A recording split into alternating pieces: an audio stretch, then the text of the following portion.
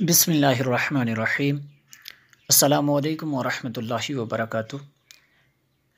ایک بھائی نے سوال کیا کہ شہید جو قرآن مجید ہیں ان کے بارے میں کیا کچھ سلسلہ کیا جائے، ان کو جو ہے ایسا کوئی طریقہ بتائیں کہ بے ادبی سے بچا جائے۔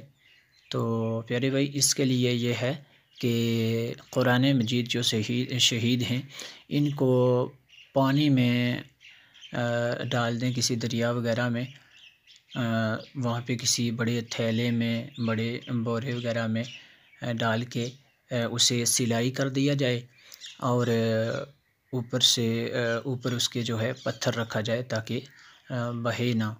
اور دوسرا طریقہ یہ بھی ہو سکتا ہے کہ اسے یہ جو شہید قرآن مجید ہیں انہیں دفنا دیا جائے۔